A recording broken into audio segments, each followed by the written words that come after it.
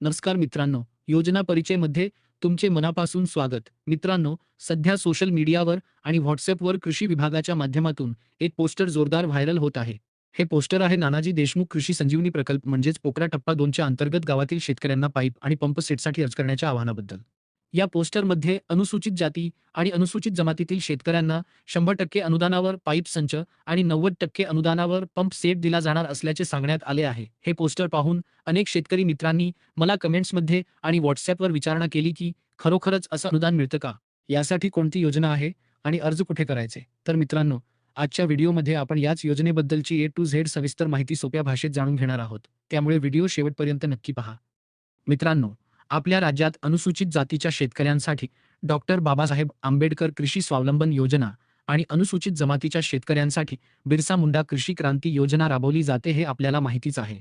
पण या दोन्ही योजनांव्यतिरिक्त राज्यातील सुमारे 7,201 पेक्षा जास्त गावांमध्ये पोकरा 2.0 म्हणजेच नानाजी देशमुख कृषी संजीवनी प्रकल्प टप्पा 2 ही योजना सुरू आहे.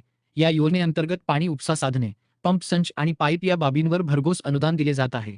मात्र लक्षात ठेवा, ही योजना फक्त पोकरा अंतर्गत समाविष्ट असलेल्या गावातील अनुसूचित जाती आणि अनुसूचित जमातीच्या लाभार्थ्यांसाठीच आहे. तसेच ज्या शेतकऱ्यांचे एकूण क्षेत्र 5 हेक्टरपर्यंत आहे त्यांनाच या योजनेचा लाभ घेता येईल. सर्वात महत्त्वाची अट म्हणजे एका कुटुंबामधील केवळ एकाच व्यक्तीला या योजनेचा लाभ घेता येतो आणि शेतकऱ्याकडे सिंचनासाठी पाणी उपलब्ध असल्याचा पुरावा म्हणजेच 7/12 वर त्याची नोंद असणे बंधनकारक आहे. मात्र लक्षात ठेवा, या घटकाचा इतर कोणत्याही शासकीय योजनेतून जसे की डॉक्टर बाबासाहेब आंबेडकर कृषी स्वावलंबन योजना किंवा बिरसा मुंडा कृषी क्रांती योजनेचा लाभ घेतलेल्या शेतकऱ्यांना हा लाभ देय राहणार नाही. आता आपण पाहूयात की नेमके किती रुपयांचे अनुदान मिळते. अनुदानाचा पहिला मुख्य घटक जो आहे पाणी उपसा साधने म्हणजेच पंप संच.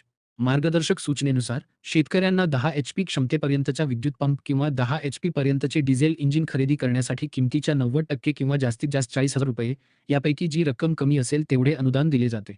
शेतकरी त्यांच्या पसंतीनुसार खुल्या बाजारातून अधिकृत विक्रेत्यांकडून ISI मानांकित monoblock electric pump, openwell submersible pump किंवा डिझेल इंजिन खरेदी करू शकतात.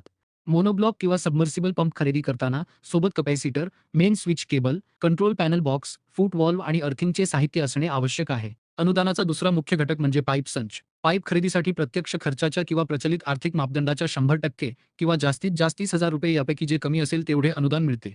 यामध्ये शेतकरी त्यांच्या पसंतीनुसार 63 mm, 75 mm किंवा 90 mm व्यासाचे SI मानांकित पाईप खरेदी करू शकतात. शासनाने यासाठी प्रति मीटर जास्तीत जास्त दर निश्चित केले आहेत, ज्यामध्ये HDPE पाईपसाठी 100 रुपये प्रति मीटर, PVC पाईपसाठी 70 रुपये प्रति मीटर आणि HDPE लॅमिनेटेड पाईपसाठी 40 रुपये प्रति मीटर दर दिला जातो. विशेष म्हणजे शेतकऱ्याला पंप संच आणि पाईप या दोन्ही घटकांचा एकत्र लाभ घेण्याची पूर्ण मुभा आहे. शेतकरी मित्रांनो, GR मध्ये लाभार्थ्यांसाठी काही कडक अटी आणि नियम दिले आहेत. पहिली अट म्हणजे पूर्वसंमती मिळाल्यानंतरच तुम्हाला बाजारातून स्वतःच्या पैशाने अधिकृत विक्रेत्याकडून साहित्य खरेदी करावे लागेल. यासाठी कोणतीही आगाऊ रक्कम मिळणार नाही. दुसरी आणि सर्वात महत्त्वाची अट म्हणजे पाईप खरेदी केल्यानंतर प्रत्येक पाईपवर शेतकऱ्याचे नाव, प्रकल्पाचे नाव, POCRA आणि खरेदीचे वर्ष टाकणे म्हणजेच एम्बॉसिंग करणे बंधनकारक आहे. तसेच या योजनेअंतर्गत मिळालेल्या साहित्याची पुढील 5 वर्षांपर्यंत स्वतः देखभाल व दुरुस्ती करावी लागेल. जर 5 वर्षांच्या आत साहित्याचा गैरवापर केला किंवा ते विकले तर दिलेले अनुदान शासनाकडून वसूल केले जाईल आणि कायदेशीर कारवाई होऊ शकते. शेतकरी मित्रांनो, या योजनेचा लाभ घेण्यासाठी तुम्हाला ऑनलाईन पद्धतीने अर्ज करावा लागतो. यासाठी नानाजी देशमुख कृषी संजीवनी प्रकल्पाचे पोकरा टप्पा 2 अधिकृत पोर्टल NDKSB बनवण्यात आले आहे.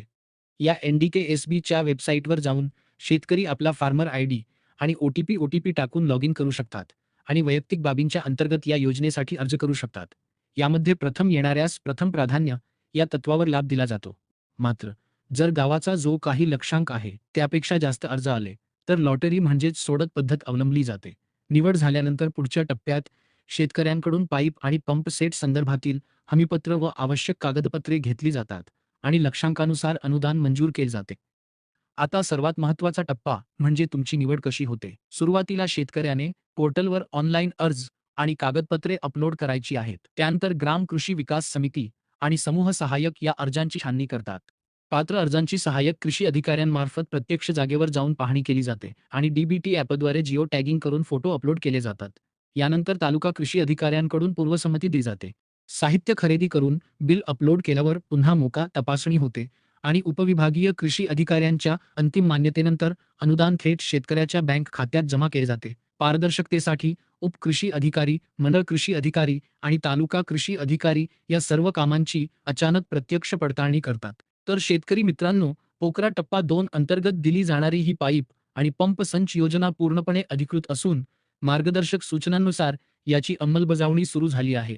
जर तुम्ही पोकरा अंतर्गत समाविष्ट असलेल्या गावातील अनुसूचित जाती किंवा जमातीचे शेतकरी असाल, तर तात्काळ महापोकराच्या पोर्टलवर जाऊन ऑनलाईन अर्ज सादर करा. हा ऑनलाईन अर्ज मोबाईलवरून कसा भरायचा, यावर जर तुम्हाला सविस्तर व्हिडिओ हवा असेल, तर खाली कमेंट करून नक्की सांगा. माहिती महत्त्वपूर्ण वाटली असल्यास व्हिडिओला लाईक करा, गरजू शेतकऱ्यांना शेअर करा आणि आपल्या योजना परिचय चॅनेलला सबस्क्राईब करायला विसरू नका. भेटूयात पुढील व्हिडिओमध्ये नवीन माहितीसह. धन्यवाद.